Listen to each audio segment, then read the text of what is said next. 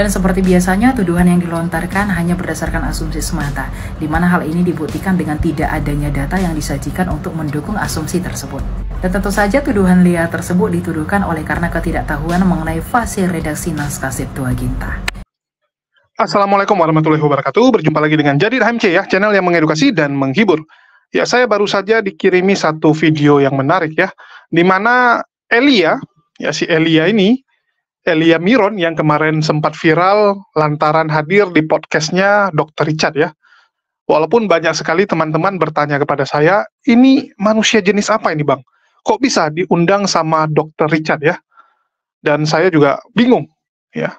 Saya juga bingung kenapa bisa ada orang seperti ini. Jadi bukan hanya kalian yang bingung, tapi saya juga bingung, Dr. Richard juga bingung, bahkan Pendeta Esra Soru juga bingung ya. Kita semua bingung melihat manusia satu ini. Dan di sini Elia, ya, Elia membuat sebuah video yang dia bilang menjawab Donditan. Jadi dia buat judul bombastis menjawab Donditan mengenai Septuaginta. Ini membuat saya penasaran dan menonton video tersebut, dan saya melihat bahwa aneh sekali videonya ya. Aneh sekali pernyataan dari Elia. Sebenarnya dia ngerti tidak? Kalau dari segi ucapan, jago orang ini. Kalau dari segi penyampaian, wah luar biasa, lancar. Bahkan saya bisa bilang Elia ini orang berpendidikan. Dari tutur bahasa, pemilihan kata-kata, jago. Tapi yang jadi masalah, nggak ada yang kena poinnya. Kalau ngomong, luar biasa. Cuman ini ibarat kalau senapan, senjata, tembakannya luar biasa, kencang. Tapi tidak ada yang tepat sasaran. Yang dibahas Dondi apa, yang dia jawab apa. Bahkan, saya bisa bilang ini pernyataan gabrul ya. Bagaimana pernyataan Elia? Kita dengarkan dulu.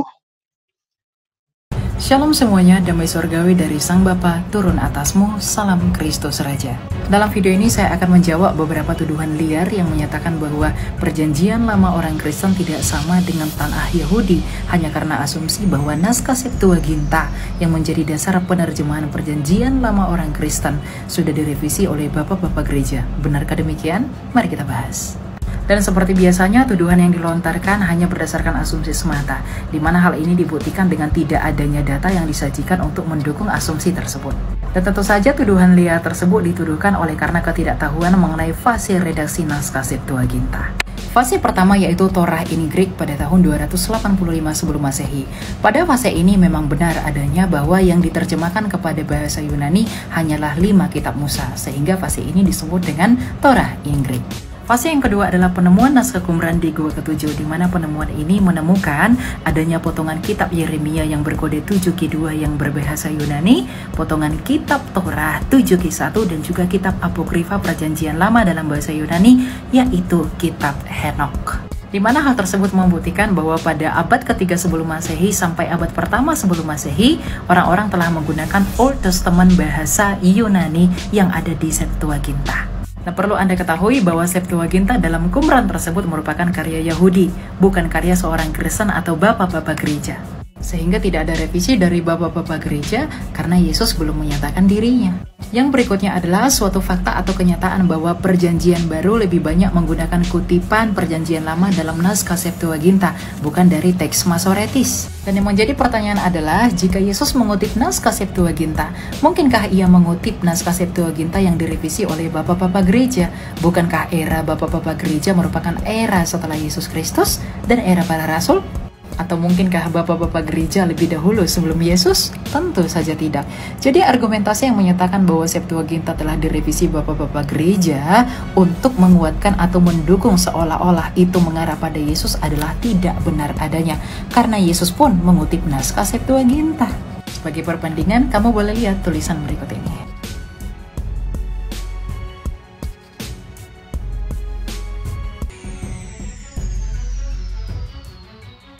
Fase terakhir redaksi Septuaginta adalah di masanya Bar Kokhba pada tahun 150 Masehi di Nahal Hefer.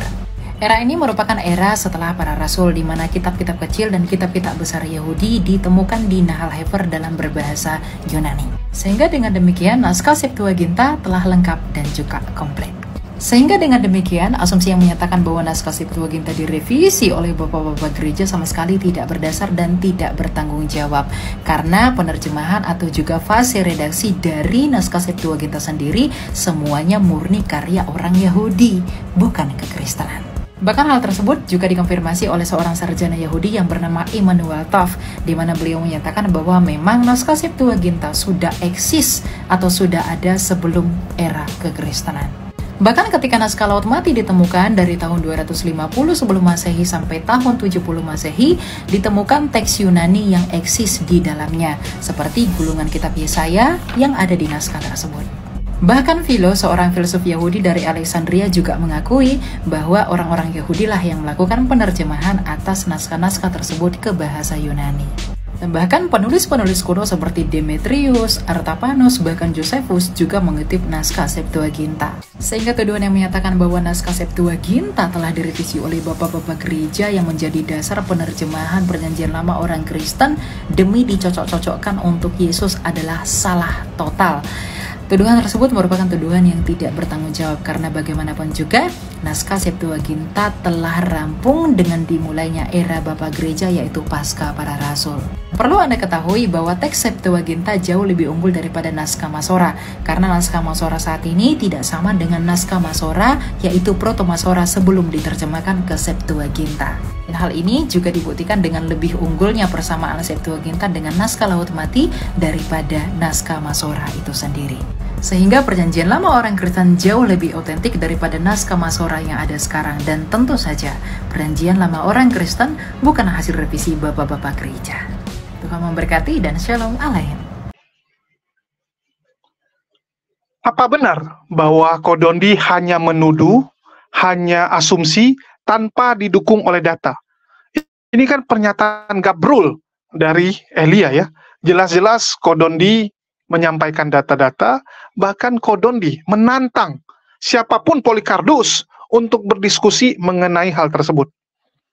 Kodondi punya data yang sangat banyak mengenai bapak-bapak gereja yang sudah merubah Septuaginta, melakukan korup kepada Septuaginta supaya apa? Supaya nubuatan-nubuatan tersebut ditujukan kepada Yesus. Padahal itu bukan nubuatan untuk Yesus. Tapi mereka buat seakan-akan itu untuk nubuatan Yesus. Ini kan ada upaya-upaya tertentu. Dan kita akan lihat bagaimana jawaban Kodondi. Dan nanti kita akan bahas juga dengan Uniriva ya. Kita kasih contoh-contoh bukti. Kita nggak suka asumsi seperti Elia. Cuman bisa ngomong retorika. Tapi nggak ada data yang dia sajikan. Tidak ada satupun data yang dipakai. Kecuali cuman bilang, oh ini ayatnya ini, oh ayatnya ini. Udah gitu. Tapi ayat itu berbicara apa? Coba lihat benar-benar. Jangan kamu mengelabui penonton dengan mulut manis. Sekali lagi ya teman-teman, mulut manis belum tentu isinya manis. Kita sering melihat orang yang mencelakai kita, itu biasanya di depan kita baik, di depan kita manis. Jadi bagi teman-teman, hati-hati. Hati-hati ya. Saya berharap teman-teman Kristen benar-benar belajar supaya bisa tahu. Jangan cuman bacanya itu terjemahan doang. Cuman bacanya, oh ini pokoknya kitab saya nggak mau tahu. Kalian nggak tahu tuh asal-usulnya dari mana. Yang kalian pegang sekarang, yang kalian anggap sebagai kitab suci, itu asal-usulnya dari mana? Masa kalian nggak tahu? Teks aslinya apa? Masa kalian nggak tahu? Umat muslim belajar asli loh. Kalian apa gitu? Cobalah. Ya, coba cari tahu, biar kalian bisa mendapatkan kebenaran.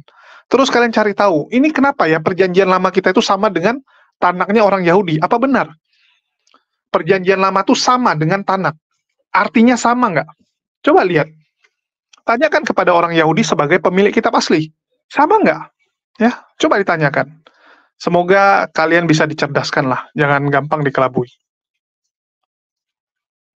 PL itu asalnya dari kitab apa dan punya siapa, Pak? Silakan. Tolong diulang.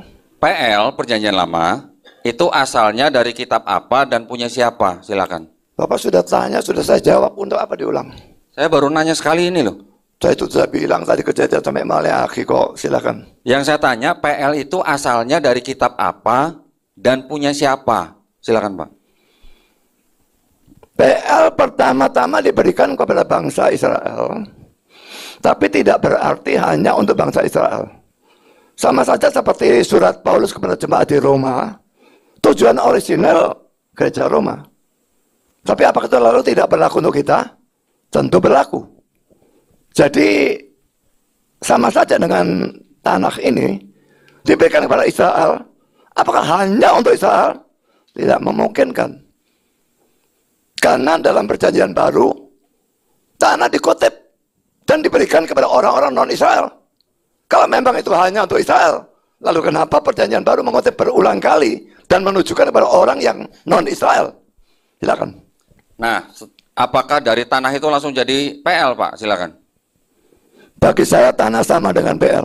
Silakan. Bapak pernah dengar Septuaginta, Pak? Silakan. Pernah, silakan. Artinya apa tuh Pak Septuaginta? Silakan, Pak. Septuaginta tanah yang diterjemahkan ke dalam bahasa Yunani. Silakan.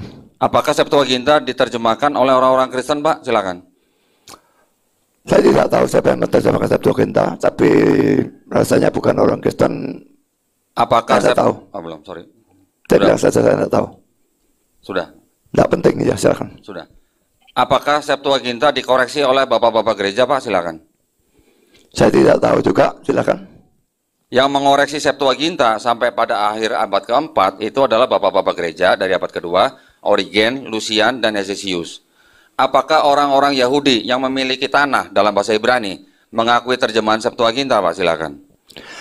Apa buktinya kalau orang-orang itu yang saya sebutkan itu mengoreksi Septuaginta? Silakan. Baik, Yesaya 7:14 silakan buka, Pak. Apakah kata Ha'almah di dalam PL Bapak itu artinya perawan atau perempuan muda? Perawan. Kenapa kata Ha'almah di dalam Yesaya 7:14 dalam bahasa Ibrani Ha'almah diterjemahkan ke dalam bahasa Yunani menjadi Parthenos?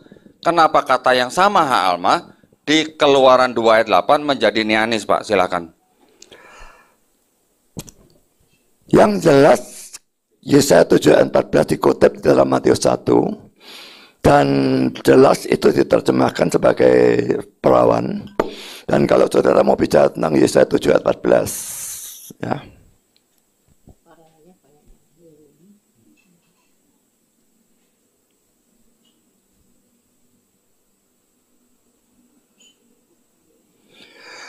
Hanya Indonesia menerjemahkan perempuan muda, King James menerjemahkan virgin, RSV sama bodohnya dengan Indonesia, NIV virgin, NASB virgin, ASV virgin, New King James virgin, semua virgin.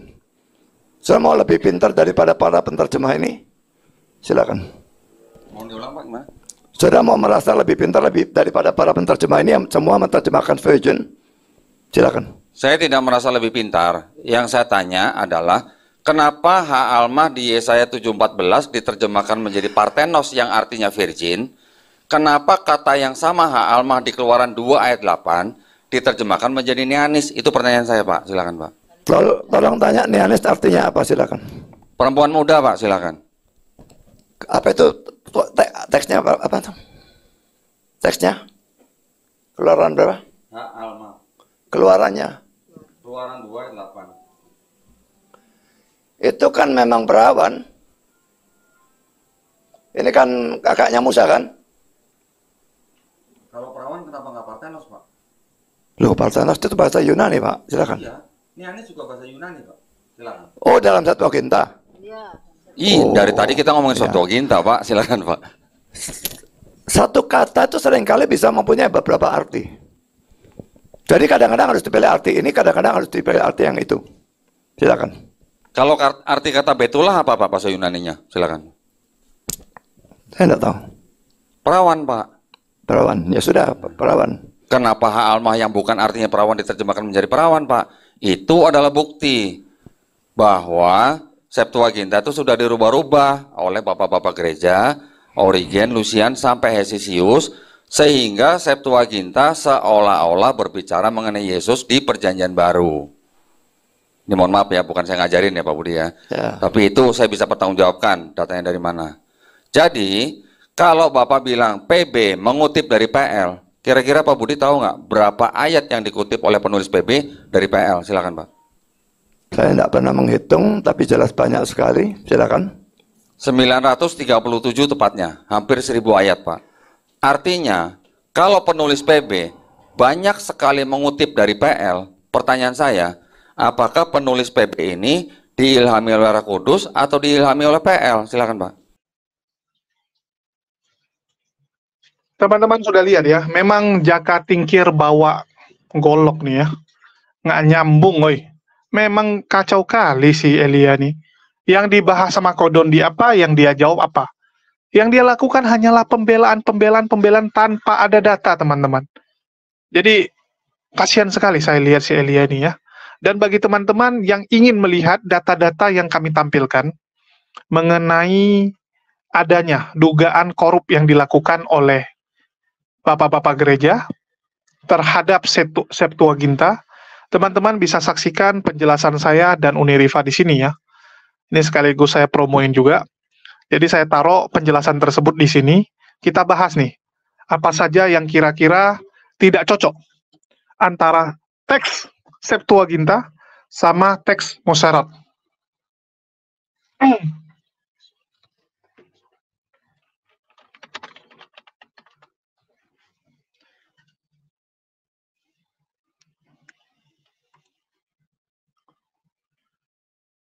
Iya, teman-teman sudah lihat ya jawaban dari Elia dan juga pertanyaan dari Kodondi. Apakah Elia ingin mengatakan dia lebih pintar daripada pendeta Budi Asali?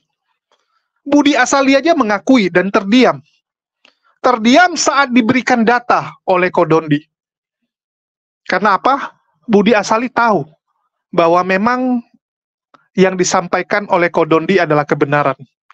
Itu data yang tidak bisa dibantah. Anak perempuan jadi perawan. Beda. Artinya apa? Tidak mungkin itu ditulis oleh orang yang sama. Contoh, gaya penulisan saya seperti ini. Tidak mungkin ya tiba-tiba di halaman berikutnya penulisan saya jadi berubah. Contoh, di halaman pertama saya panggil bapak saya, orang tua saya ya. Saya panggil orang tua saya ayah. Tiba-tiba di halaman berikutnya saya panggil bapak. Di buku yang sama. Pasti orang akan bilang, halaman 1 sama halaman kedua ditulis oleh orang berbeda. Pasti. Karena biasanya saya tulis ayah, tiba-tiba kok jadi bapak. Atau jadi papa. Beda.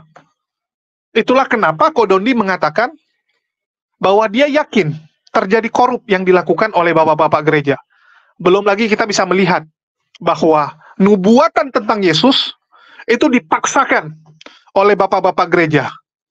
Dipaksakan, teman-teman. Jelas-jelas orang Yahudi tidak pernah mengatakan ada nubuatan untuk Yesus. Nggak pernah.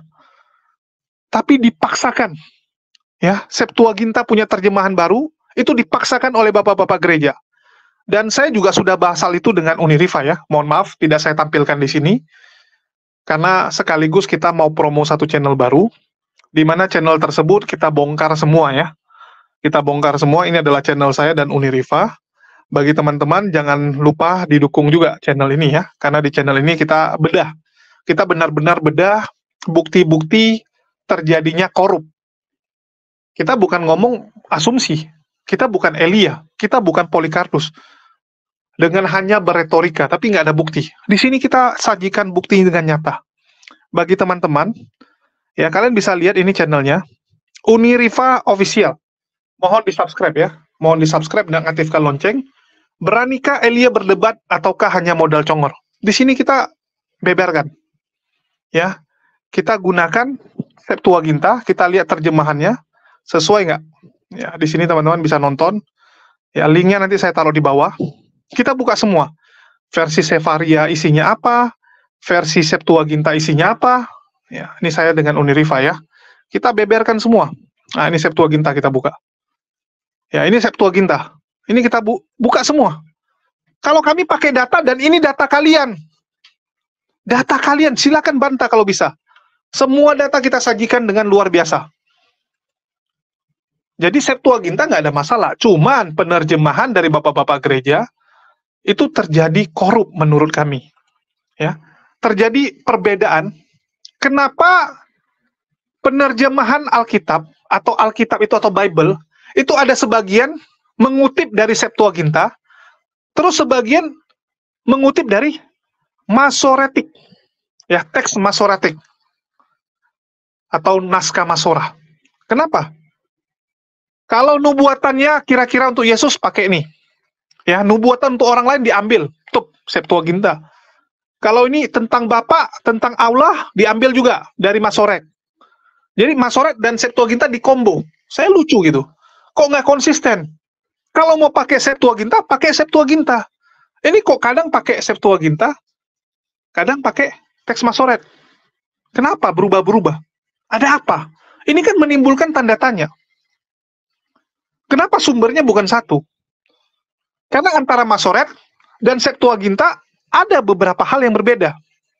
Contoh, ini nubuatan tentang orang Yahudi yang akan keluar dari Mesir, atau cerita tentang orang-orang Mesir yang akan dibebaskan. Tiba-tiba dibilang, anakku itu bukan orang Israel, anakku itu maksudnya Yesus yang dikeluarkan dari Mesir. Waduh, apa-apaan itu? Ya, bagi teman-teman yang mau belajar, saya taruh di channel satu lagi ya, yang saya sama Uniriva. Dan di sini memang agak ribet. Bagi teman-teman yang awam, agak susah untuk mengerti apa yang kami sampaikan. Karena ini materinya udah kritik teks. Dan bahan kritik teks ini, ya kita bisa bilang bahwa yang pakar-pakar atau yang ahli yang ngerti. Kalau cuman kelas-kelas jemaat, ya nggak laku ya teman-teman. Ya mohon maaf, kalau kelas-kelas jemaat, ya nggak bisa kalian baca yang ginian. Ya, kalian nggak bisa baca ginian, kalian nggak akan ngerti apa maksud dari bahasa Yunani ini. Ya, ini kita coba terjemahkan. Jadi, aduh, saya nggak ngerti lagi ya. Elia ini apakah dia kelas jemaat doang, atau setidaknya adalah ilmunya? Bukankah Anda ikut dengan grupnya Sobkatul dan sebagainya? Harusnya Anda belajar lah. Anda belajar untuk menjawab itu berdasarkan data. Jangan cuman asumsi. Anda sudah lihat senior Anda, pendeta Budi Asali itu bukan pendeta kaleng-kaleng. Silakan Anda cek. Baik Mampet ya Mampet, Esra Soru itu mengakui. Doktor-doktor teologi mengakui kemampuan Budi Asali. Jadi Anda mau bilang Anda lebih jago, lebih hebat dari Budi Asali? Silakan maju kalau berani. Kita tantang Elia untuk berdiskusi mengenai apa benar bapak-bapak gereja sudah korup atau belum, atau tidak korup ya. Silakan kita bahas ini. Kita tunjukkan data. Anda sanggah. Anda kalau bisa sanggah silakan. Kalau sanggup, ya. Kalau sanggup, jangan cuman bisa, wah ini tidak mungkin, ini kan diambil dari ini, diambil dari ini. Aduh. Kalau cuman gitu, anak kecil juga bisa. Kita tahu Septuaginta itu disusun dari manuskrip-manuskrip. Kita nggak bilang Septuaginta bermasalah. Waktu zaman Yesus nggak ada masalah. Buktinya apa? Buktinya murid-murid Yesus, orang-orang Yahudi, nggak ada yang percaya dengan Yesus. Nggak ada yang mengatakan Septuaginta itu menubuatkan Yesus. Nggak ada kan? Ada pernah nggak kita lihat orang-orang yang hidup sejaman dengan Yesus mengatakan nubuatan-nubuatan yang ada di kitab Yesaya, nubuatan yang ada di Perjanjian Lama atau Tanakh ya, atau Septuaginta yang sudah diterjemahkan. Artinya Septuaginta itu kan yang terjemahan udah bahasa Yunani. Apakah itu mengacu kepada Yesus? Nggak ada. Tiba-tiba kok sekarang mengacu kepada Yesus? Apakah beda cara bacanya gitu kan? Kok orang dulu kalau baca, ya mereka tahu ini bukan untuk Yesus. Nggak ada nubuatan Yesus. Tiba-tiba orang sekarang, kalau dia baca, dia bilang, oh ini nubuatan Yesus. Septuagintanya menubuatkan Yesus. Ini apa-apaan gitu. Kok bisa berubah? Betul tidak? Orang zaman dulu kalau baca, oh dia baca, oh artinya yang menyerang kita Belanda. Tiba-tiba sekarang, ya naskah yang sama dibaca, oh yang jahat Jepang, bukan Belanda. Kok bisa berubah? Artinya ada something dengan naskah yang dibaca. Tolonglah jujur, karena di sini yang kita butuhkan kejujuran. Ya. Yang kita butuhkan kejujuran. Berani nggak untuk jujur menyampaikan apa adanya? Saya nggak habis pikir. Orang sepintar Elia ya, itu kok mau? Tapi ya kita nggak bisa pungkiri sih.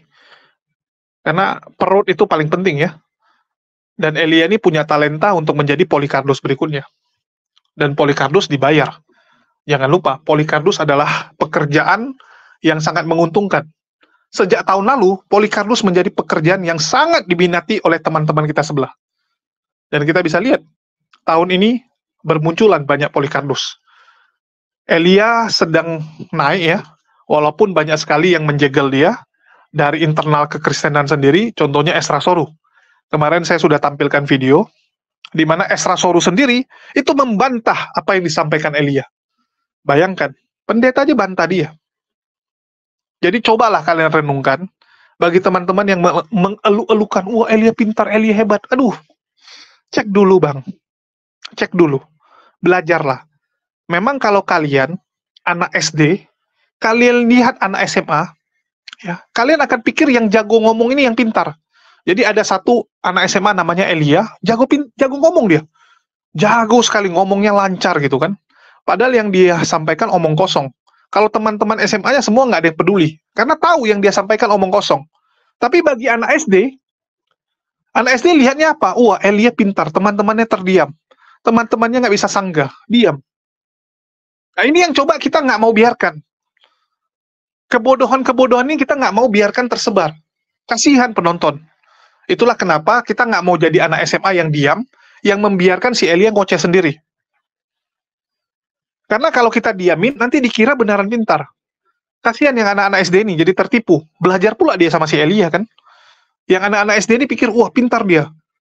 Jago ngomong kakak Elia nih. Udah kita belajar sama dia aja. Padahal sesat di bawahnya. Itulah kami nggak mau jadi anak SMA yang diam membiarkan Elia ngomong. Kita akan luruskan.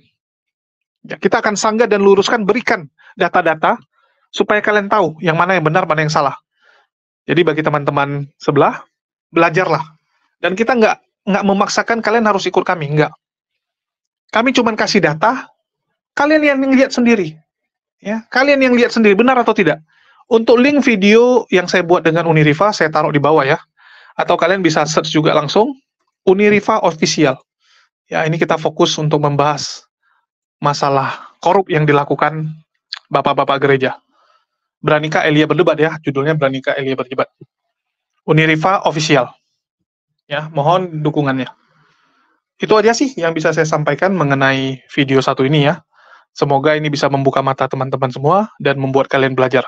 Makasih buat teman-teman semua. Di akhir kata saya ucapkan wassalamualaikum warahmatullahi wabarakatuh. Sampai jumpa di video-video kita berikutnya.